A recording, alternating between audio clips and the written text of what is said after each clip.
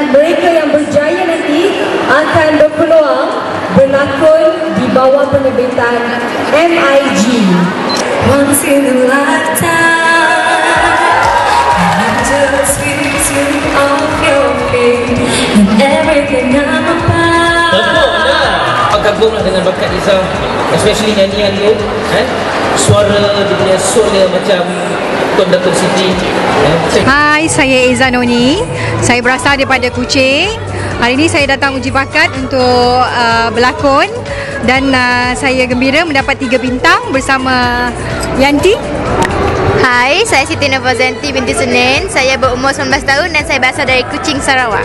Saya berasa gembira kerana saya bersama partner saya mendapat 3 bintang.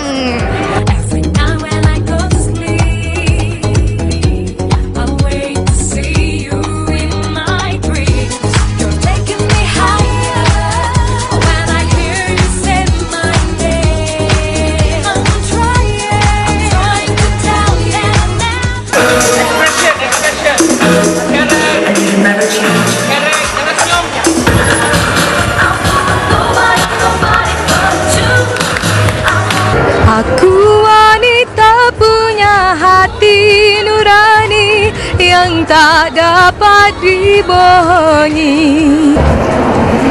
Hai, saya Farhana binti Abdul Karim daripada Shah Alam, Selangor.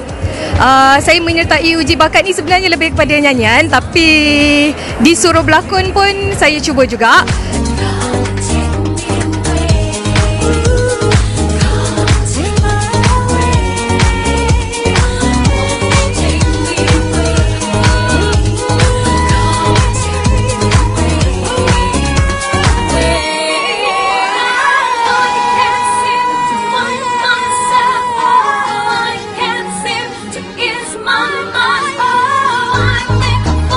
Hai, kita sekarang berada di Spring Mall Kuching dan kita bersama dengan orang-orang Kuching.